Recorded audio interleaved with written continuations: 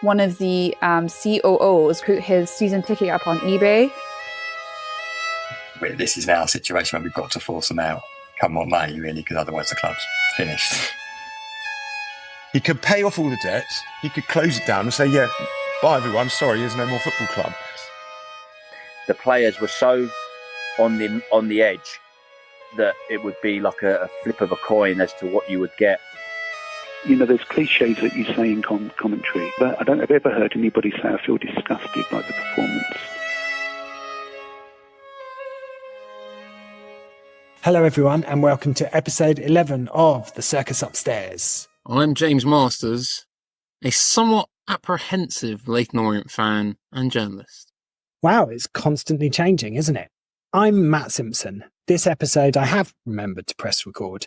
That's going to be my only contribution to this episode, so all this is going to ride on you, James. So can you remind listeners where we got up to at the end of episode 10?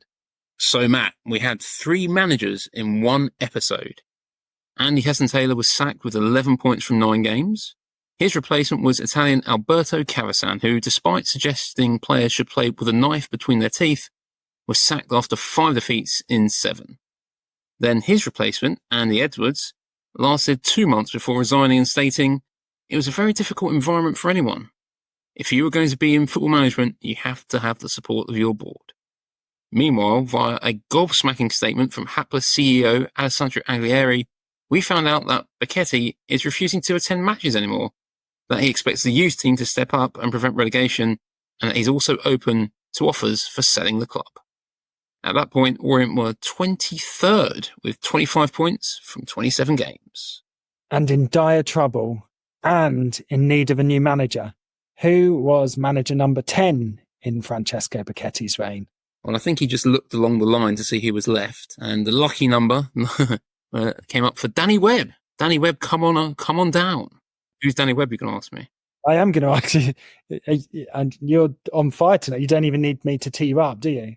Yes, who is Danny Webb? I'm so glad you asked who Danny Webb was. So Danny Webb was a coach. He'd been working with the younger players at Brisbane Road. I think a lot of people thought he definitely had talent in coaching. He had a pretty good reputation actually with the younger players. They definitely responded to him, but it was his time to, I guess, take a step up to the first team coach and try and save this Orient side from falling out of the Football League.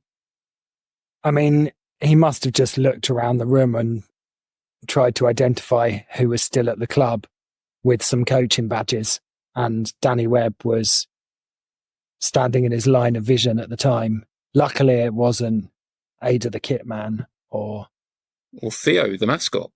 Could have been the chef, one of the stewards. Yeah, one of the stewards, absolutely, yeah. St. John's Ambulance. Anyway, Danny Webb came in and his task was to somehow rejuvenate this Orient side, to get them playing football, and most importantly, to win some games. Correct, but his job was made quite hard because quite a lot of players were either sent out on loan or had left the club. So he was increasingly having to select players from the youth team to try and help stave off relegation. Who were some of those players, James? So I think everyone knew that Orient had some really exciting youth players and some talented players. What nobody was really expecting was those players having to step up and play a full part in the battle against relegation from the Football League. So we had Sam Sargent, the goalkeeper, Sam Dalby, who's now playing for Wrexham. You can watch him on Disney. Josh Koroma, who obviously would play a great part in Orient returning to the Football League. He's at Huddersfield Town. Victor Adebayo, he's scoring goals for Bolton at the moment. And Stephen Alzate went on to play for Brighton and Standard Liège. And also defender Michael Clark, who we've already been speaking to in prior episodes. So we spoke to Michael about the fact that the youth team were having to step up. Here's what he said. It was a big step up, but we still tried to kind of do as much as we could, and were supported in doing that by the staff that had been there from start to finish. But I don't know, a bit unreal, the situation that we found ourselves in. And I don't think we realised that until the season had finished. From our point of view, as much as it was a great opportunity and we got league football games under our belt, it probably was a little bit too much too early. I mean, I loved watching all those talented young players that season, but it was a bit much to throw them into a League Two relegation battle. Incredibly difficult coming into a side that just wasn't winning, with so many problems around the club, going out and playing against experienced teams that would probably look at Orient and think, well, we're going to smash this lot quite easily. I enjoyed watching them because they were our own players. They genuinely cared. They gave everything, but they were somewhat limited at that point in their careers. For sure. So Danny Webb's first 2 games were both losses. We lost to Carlisle at home and then Morecambe. We drew the next game away at Yeovil. But then on Valentine's Day, let's call it a Valentine's Day massacre, we came from behind. We were 2-0 down away against Plymouth. We came back and spectacularly won the game 3-2 with a last-minute winner. It was definitely the win of the season. We spoke to Shona Duthie, journalist covering the game from the local press, about that game. Well, I loved the game. I remember when the third goal went in and I kind of just went mental. I remember just kind of like throwing my team sheet up in the air because I was like, this is pretty exciting. I've just drove 6 hours from London to Plymouth on a Tuesday night in February in the freezing cold. Like, I'm going to celebrate this. Which you're not really supposed to as a reporter. But having gone so like through all those like times of like working 7 days a week, just and then seeing Orient like get that win, because it seemed like such a together performance from them. And then obviously the aftermath came. So what does Shona mean when she says the aftermath? I think Shona's referring to the brutal assault of a Plymouth ballboy by Orient's Liam Kelly in the 86th minute. And absolutely brutal. I mean, Kelly used 2 hands to push what was somebody who was described in the Sun newspaper as a tall ballboy. I thought that's a good description. To the ground. Shocking scenes of violence. Yeah, I mean, push might be a bit strong. I mean, raised hands towards. I mean, we're being very sarcastic here. It was a ridiculous incident. Of course, Liam Kelly shouldn't have gone near the ballboy. He tapped him. He fell over. The referee took no action, and then retrospectively was a decision which I think perhaps, well, it didn't cost Orient the league status, but it definitely contributed to Orient's awful end of the season, because I think he was banned for 6 games, Matt. Yeah, let's listen to Shona. To me, it kind of seemed more like, you know, when you're trying to get the game going and the player's kind of like, okay, I need the ball back. Like, you need to give me the ball. And it kind of just felt like it was like, you know, I don't know. It's just my opinion. The one that really made us all laugh was the Plymouth our Herald's website being like, ball boy speaks out after vicious attack. Like, we were just kind of honest. And the guy was 17. He wasn't like, you know, a 13-year-old that was like taking time out after school. I mean, he might have been taking time out after school, but he was 17. He wasn't a kid. Yeah, I don't know. I think it was safe to say this was the biggest news story in Plymouth for, I'm going to say, decades. I mean, locals were shocked. They weren't coming out of their houses at night. They were terrified to go to the supermarket. Home Park was deserted, and effigies of Liam Kelly were being burned around the city. But obviously, Orient actually made it worse, didn't they, Max? I think they appealed the original decision, and then they gave him an extra game for being frivolous. I love that. Frivolous is a great word. This was another great piece of either Becchetti or Angeleri understanding of how the game works. Shona explained that a little bit more. But I got a little bit more of an insight to that story. So yes, he was originally given a 3-game ban, but apparently Becchetti was so kind of like egotistical and was like, no, we want no ban. We're going to appeal it. So they gave him 6. Because if he just had the 3 games, I don't think it would have been so drastic. But 6 is such a lot of games for, I mean, losing him anyway for 3 wouldn't have been great. But I feel like, you know, you can kind of bang out 3 because at that point of the season, you're playing on a Saturday, you're playing midweek, and then playing on the following Saturday. And then that's 3 games done already. So you'd have him back. 6, it was just too long of a slog, I think. And it kind of just killed all the momentum. I mean, she's not wrong. Liam Kelly was one of the 2 or 3 senior players still playing. He was probably our best player that season. currently playing in the Championship. I'm pretty confident that if he hadn't been banned for 6 days, we might have just scraped enough points to have stayed up. Yeah, I agree with you. If they'd just taken the 3 games, then perhaps we definitely would have had more of a chance. I'm still not sure he'd have stayed up anyway, but he was excellent that season. Really, really good player. Whatever became of the ballboy? Did he ever recover from the horrific injuries that he sustained from being lightly tapped? I hope so. I hope for his sake that he's okay now and that he looks back on that incident and can, leave his house now and feel part of this world, because it was obviously a harrowing ordeal for him. I mean, we're 6 years on. I imagine he's still a ball boy at 23. I hope he's still enjoying each game and no one would conduct such a vicious attack on him again. That's all we can hope. Oh, made a meal of it, didn't he? I'm worried about what the Plymouth Herald is going to be reporting on with the absence of exciting stories like this. Anyway. I imagine they'll listen to this podcast and churn out a story. Orient fans mock ballboy 6 years on. Right. Without Liam Kelly in the team, we lost the next 3 games in a row. So at the end of February, we sat in 23rd position. Who was worse than us? I actually don't know. But we were 6 points from safety with 29 points from 34 games. At this point, curiously, COO Vito Micelli, who we've heard a lot about through the course of this podcast, inexplicably decided to put his own complimentary season ticket on eBay. Here's Shona again on what happened there. I quickly made enemies with the Italians. I was not well liked. It basically all stemmed from the fact that I put a story on about how one of the COOs, which was a random job title he had at Orient, put his season ticket up on eBay. And he took me into a side room and was like, "Oh, do you think I can't afford a season ticket at Orient?" And I'm like, "That's not what I'm saying. I'm just saying that your name is on the ticket."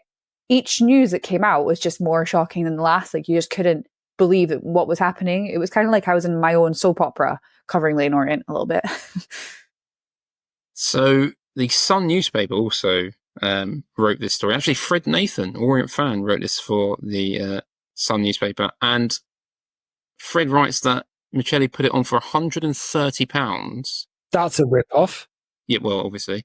And there are only 6 games left. So it's not a great look, is it, when you've got the COO putting his ticket on eBay? Let's be honest. Also, who's going to pay 130 quid for that? I wonder if he sold it. I doubt he sold it. It's probably still there if you have a look.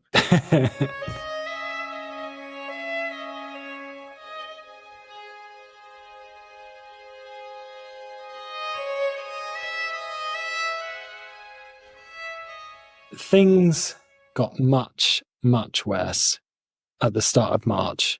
And I take a somber tone here. On the 1st of March, it was made public through the press that Orient was subject to a winding up order for unpaid tax bills.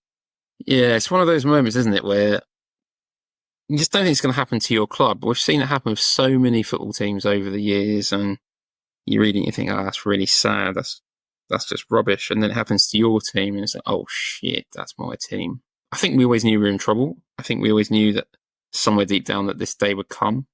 But when it does happen, it really does hit you. And you just kind of summed up where we were as a football club. And I want to say that each time something happened, we reached rock bottom, but there just seemed to be another rock bottom coming around the corner, and rock bottom always seemed to be out of reach. There was always something else. I mean, we already knew the club was being sort of recklessly mismanaged, but the one thing we thought Becchetti had was money. He did have money. He was just not choosing to spend it with the HMRC, despite his legal duty to do that. And this is a really big deal. A winding up order means the club can be put out of existence. So fans began to mobilise. Firstly, the Leyton Orient Fans Trust, they had a meeting, a special emergency meeting the day after that at the Leytonstone Ex-Servicemen's Club. So we spoke to Tom Davies, who's the vice chair of LOF, about that meeting and what happened there. That was when everyone it was a big turnout again. And it was you go to a lot of public meetings or political meetings and they're quite set piecey, and people have got their stage scripted sort of interventions, but this real energy of people just thinking on their feet, coming up with ideas. We sort of drew up the motion on setting up the regeneration fund sort of in the sort of drinks break, basically. It was like that kind of real sort of classic thinking on your feet stuff. So there was quite a lot of excitement there coming out of that meeting, because people were really, right, we're going to do something now. We've got to stop this. Then it was like, okay, this is now a situation where we've got to force them out come what may, really, because otherwise the club's finished. So yeah, as Tom said, at that meeting, a regeneration fund was established. The meeting gave the Loft Committee a mandate to represent at the winding up hearing in court shareholders and creditors that they could get in contact with. So they began trying to find out who all those people were. Loads of people were owed money by that stage, from printers to Waltham Forest Council, and Loft started trying to meet them to sort of seek and gain their assurances that they would fight for the club to survive and stay in the borough. Here's Tom on a bit more about what went on. After that, we then contacted a lot of shareholders to say, can we have your power of attorney so that we can represent you in court should there be a situation where we either have to seek administration or seek other ways of prizing the club out of Becchetti's hands. Obviously, there were loads and loads of people getting involved and loads of Orient fans trying to pitch in with their own sort of particular skills. One of them was Bobby Friedman, who's a barrister and lifetime Orient fan. And happily, we spoke to Bobby, which is good, because I think yours and my legal knowledge is probably not... I don't know. I've actually got no idea about your legal knowledge. So that is a terrible slur. And if you tell me you've got a degree in law, then I will take that back and edit that bit out. Have you got a degree in law? No. Good. I'll keep that bit in. So we're going to talk about like court hearings and what went on in court. So we talked to Bobby to help explain that much better than James or I could. But firstly, we asked, he was giving up all of his time free. We just sort of asked why he got involved. I'd been convinced for really quite a long time that Becchetti was bad news, very bad news.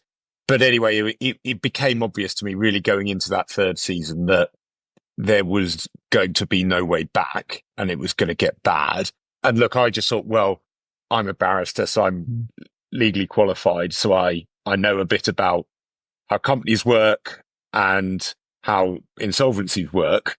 If you're at a big club, a fan of a big club, then you'd think, well, there's someone else out there who can do something about it. But the reality is that at Orient, there were maybe 5,000, perhaps 10,000 people who are actually bothered.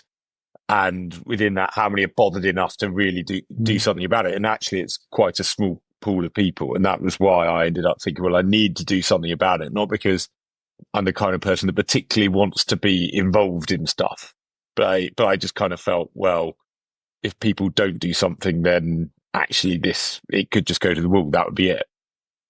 So one of the things that was also discussed in that Loft meeting and that Bobby himself was involved in was the idea that in the worst case scenario, Loft would try to put the club into administration as a way of saving it. And Bobby is going to explain much better than I can, and you, James, as to why that was one of the tactics that was being discussed. One of the things that we were thinking about for some time was whether we could force the club into administration. So if you go into administration, it essentially means that you take the company and its assets out of the control of the people who own the company and its directors.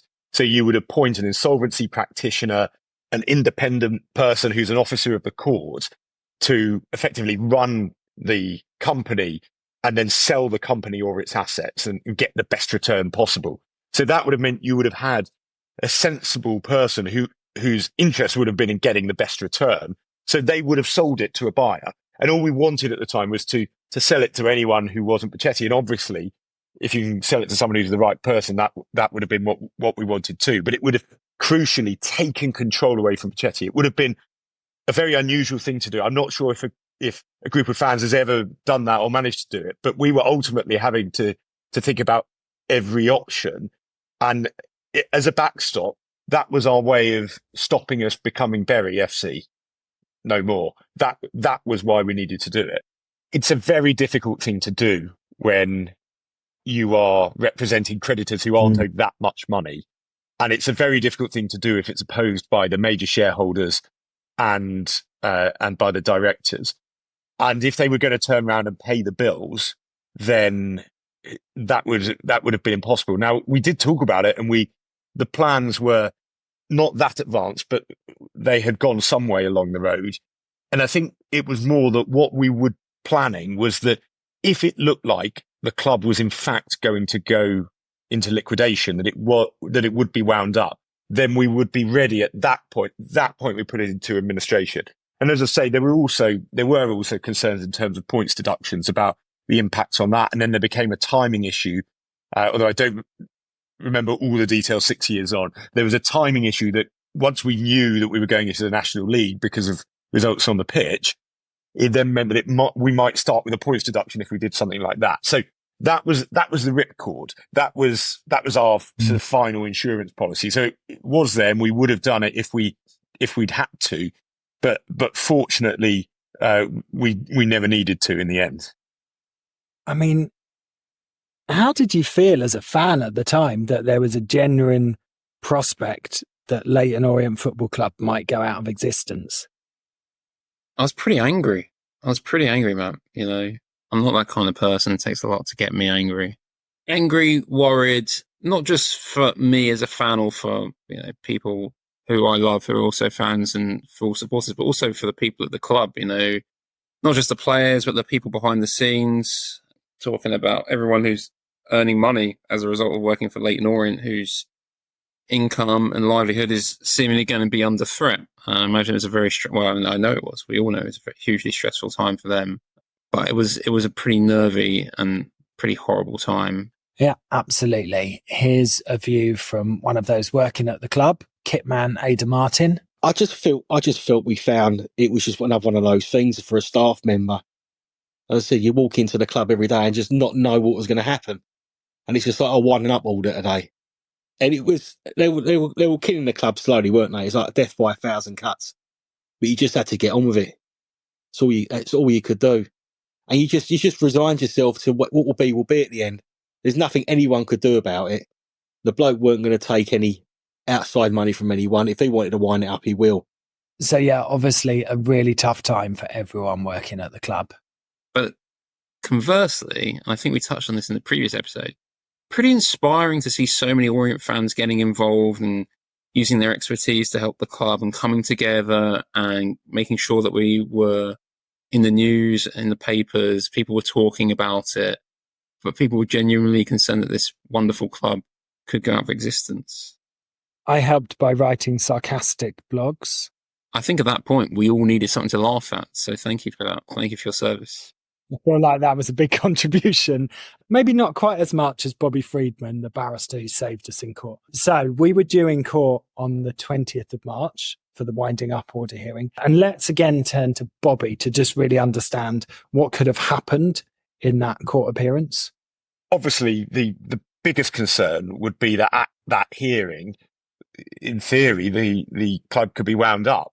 Now, legally, it's very unlikely that if the directors and the owners of the company want to oppose a winding up order, that the court will wind you up at the first time. The court will normally give you another chance to pay, and particularly so with a company that's a sports club and clearly has value in some way. The court's very unlikely to do it. So I wasn't very worried that because HMRC was asking to be paid, the court would wind up the club that go. I was worried that Becchetti might turn up and say, fair cop, I've not got any money, just go ahead and do it, because he was unreliable. So a winding up order is effectively the dissolution of a company, and it means that the company ceases to exist.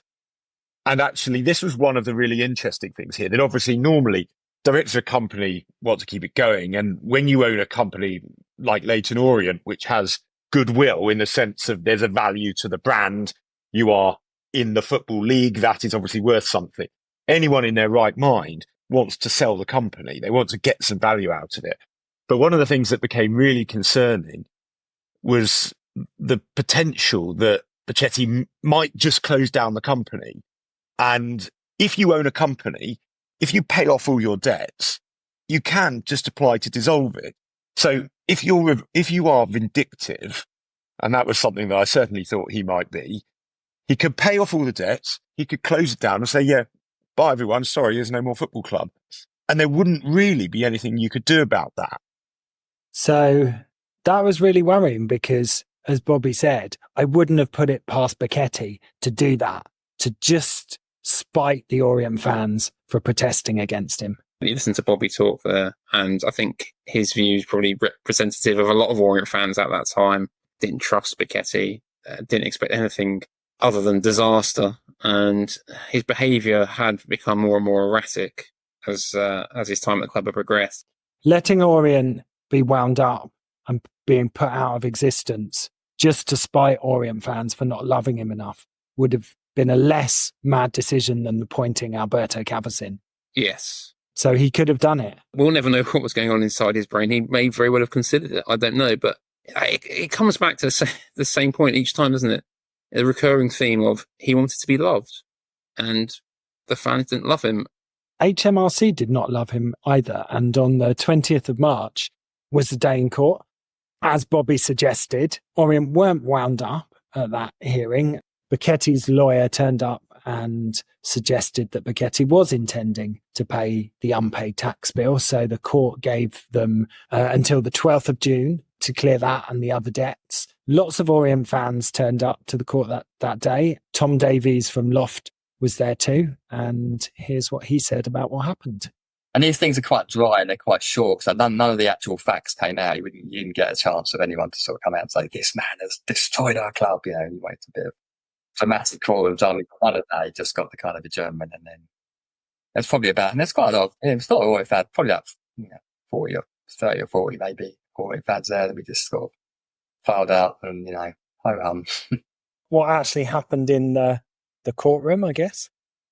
Well, they just, if I remember rightly, they just kind of outlined the case, and then I think that Becchetti's lawyer said, "Oh, these have now been, these outstanding sums have now been paid," and the presiding judge says, "Oh, okay." And then there's an application, I think, for the adjournment saying this will now be paid by that, and so it was like, okay, we will see you back on June whenever it was going to be if they're not paid, but. Yes, it was a damp squib of an occasion, really, but I think we had to be there. Did you fear that the club might end the day out of existence? Not at that point, I didn't think. I kind of thought first appearance in court, as you've seen with some of that Southend, who seem to be constantly in court at the moment, like the last 2 years, and have just adjourned. There was a general sense that these things don't go to the wire straight off. But it's a good chart. It's a chart to see how the land's lying, I guess. And then we also spoke to Bobby, who was the barrister representing Orient in court that day.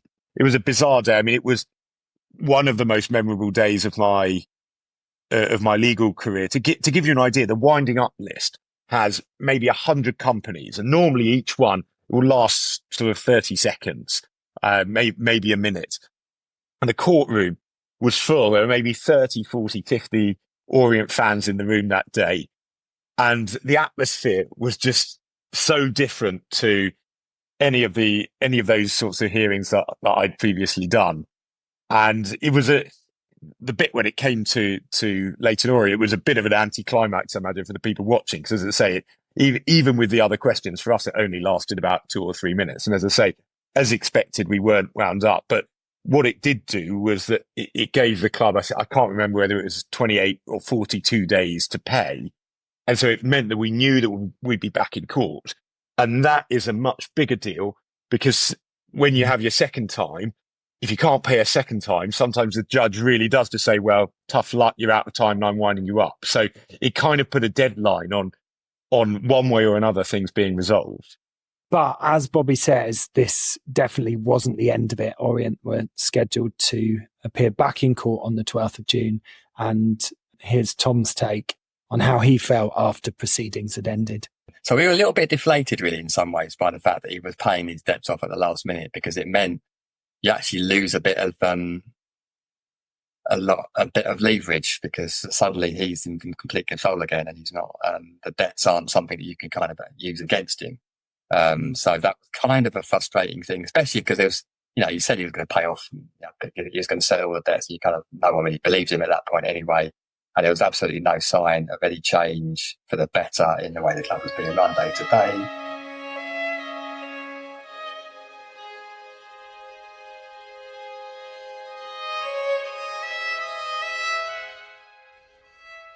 So, with that hanging over the head of the club, we move back to matters on the pitch, which, unfortunately and unsurprisingly, given everything that was going on, were not going very well. We lost 4 of our 5 games in March, including a 5-0 defeat to Accrington Stanley. Do you remember that one? I remember it mostly because I had a Twitter, not argument, that's the wrong word, Twitter discussion with the Accrington Stanley chairman, Andy Holt, before the game, because I was asking him if we were allowed to bring buckets to the stadium to raise money for the club.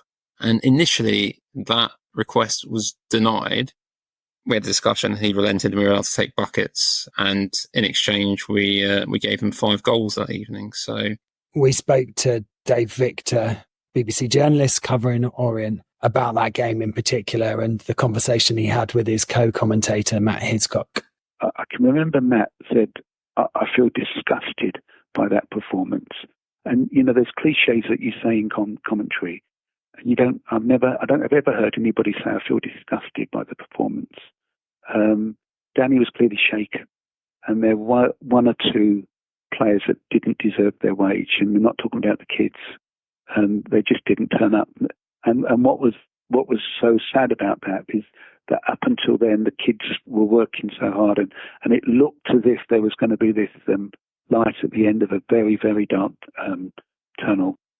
Last game of the month, after the Accrington defeat, was another loss. We lost 3-0 to Crawley. After that game, Danny Webb spoke to the press and was clearly sort of shaken up and was quite transparent about some of the difficulties he was finding in managing the club at that time. But Danny, a 3-0 defeat at Crawley term. What's your first assessments on the performance and result? I think it epitomises the whole season, really, the goal we conceded. It also sort of proves my point I've been saying all along about how we need to publicly have a plan, have a statement, have a process of where we're going, because that's happened for 2 years now. Goals from set pieces, and the whole place not know whether it's coming or going. And it needs to be done sooner than later, unfortunately, because you've got a lot of players out of contract. We should be discussing which ones we want to keep, which ones we're going to move on. I want to get to the stage where I can start throwing genuine hopes for the future of this club, people who care. Which a lot of those youngsters are down a bit. I want to throw them on the pitch sooner than I'm doing. I think the time's passed now where you keep thinking about the here and now.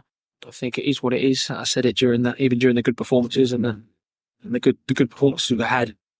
So I'll be manager. I won't change course on it now. Because if not, this place will continue on a downward spiral. Yeah, he sounds a bit emotional there. The way he was talking there, almost pleading with upstairs to give him some direction, some sort of clue as to what's been going, what might happen in the future. I think it was naive of him to even think that he would be given that assurance, or I don't even know if they even talked to him. I've no idea. What happened after that interview was Webb actually resigned. So he clearly didn't get any of the reassurances that he was looking for that he mentioned in that interview. So, he'd been in position for 12 games. We'd only won 2 of those. And that was the end of manager number 10. Here's Shona Duthie on Webb's short era as manager of Leyton Orient. Danny was really honest, which I really liked. I don't think the board liked it, because that's the reason why he was given the heave-ho or left or whatever. I remember there was a game at Crawley where Orient lost, and he came out and was just like, we need to, rebuild the squad. Like, we need to go training in like Bognor Regis. That's where we're going to be playing next season. We don't need to be going to Italy and doing a preseason test there. Like, we need to like grind it out in England and where we're like the league we're going to be playing in, get that experience. And then like 4 days later, he left at midnight. So yeah, he was really honest. And I think, again, he was somebody the players trusted because he'd been there at the club. He'd been there a long time. They got on well with him.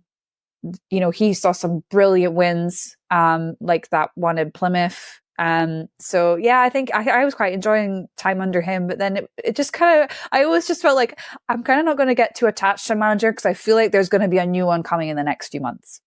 And then we spoke to Michael Clark, one of the young players who played most of the games under Danny Webb. So Danny Webb very much tried to get us all together again, and did succeed with it to a certain extent. Like, everyone was on board, and he kind of made it like us and them, as opposed to letting them influence us. He did as good a job as he could have done, I think. And then lastly, we spoke to Omar Reza, who we're going to hear a lot more from in the next episode. But Omar Reza was Danny Webb's assistant during his time at manager. Omar previously managed a youth team. His take on working with Danny Webb during that time. When Danny took over, he had the full squad. Everyone was there, and they were all buzzing, and they all wanted to really give it a go over that period. And we managed to get them sort of in a good place. And things just gradually sort of, I think once some of the results didn't go the way we wanted them to go, and I think some things were happening in the background again and stuff like that. And it was like the players were so on the edge that it would be like a flip of a coin as to what you would get. And then Danny resigned. So yeah. Why were the players so on the edge?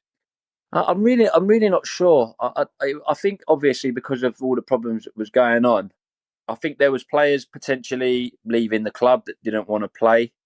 It was just, there was something in the atmosphere that I just think like bad vibes around all the time made things worse, rather than trying to be positive and just let's try and, whatever it is, we're here to play football, we're here to work, we're here to do the best we can do for the club, no matter who's owning it or what. I think that eventually the bad vibes just overtook everything, you know. What do you think was causing the bad vibes? I think it was a mixture of everything. I think players just down tools, you know, some, and that sort of led to more. I think his behaviour from the start obviously led to the outcome at the end. I feel pretty stupid asking him, what do you think is causing the bad vibes? Who could possibly know where the bad vibes were coming from?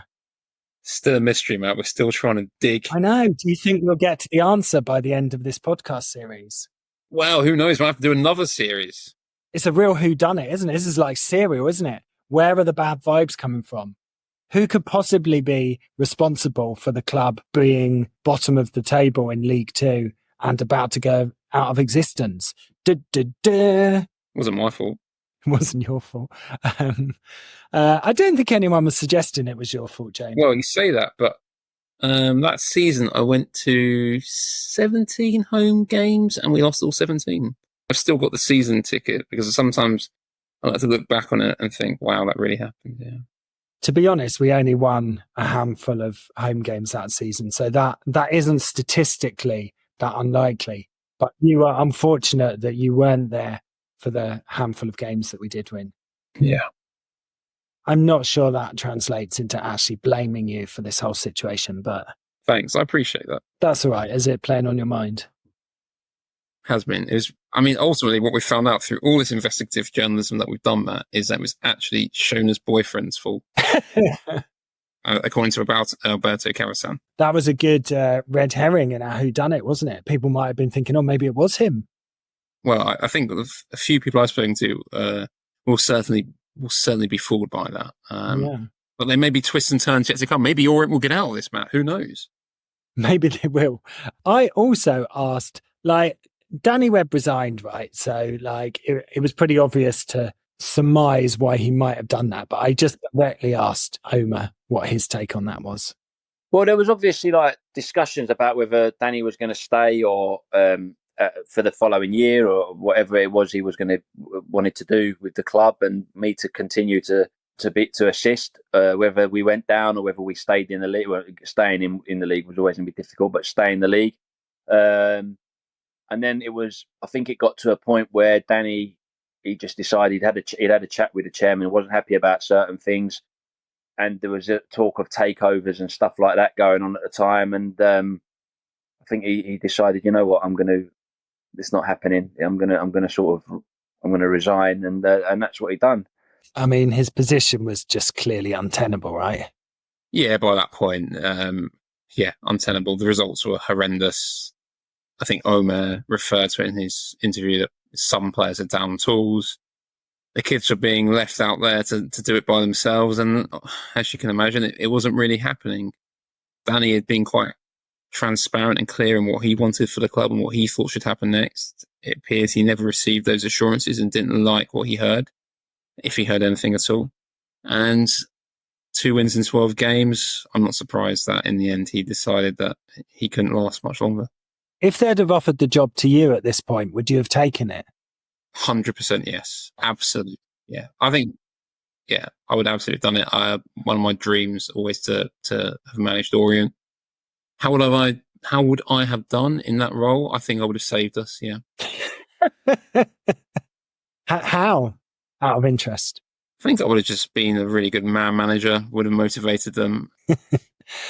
I think perhaps the most telling thing is that even self-proclaimed phenomenon Alberto Cavasin could not find a way to turn Orient's form around. And if a manager of that caliber cannot manage to do it, then it's unlikely that anyone else, even you, James, could have turned it around. Before we finish, let's listen to Dave Victor, his take on the Webb era. Danny tried so hard, and I think he was let down by some players that should have known better. But I think that Danny knew the kids so well, and I think because the kids all had a chance together, that they grew. And I don't think it's a coincidence that so many of them are having such good careers now, that they all had an opportunity to come through. You see, I wanted to play that at the end because I'm conscious that we always end every episode on a massive low note and don't give any reason for anyone to continue listening to the next episode. But there's a moment of hope in there, which is true, that the experience that all of those youth players were getting of first team football in a very difficult scenario was obviously of some value to them, and many of them have gone on to successful careers. So that is nice. For Orient, however, we were in an absolutely dire position at the end of March. No manager, bottom of the table, still facing another appearance in court with a winding up order. It was really, really, really bad. Please listen to the next episode. Thanks, James. Thanks, Matt. It's been a pleasure. As always, I'm going to ask you more without the mic on about how you'd be a manager of Leyton Orient. I'm intrigued by that. Excellent. I look forward to that. But for now, arrivederci.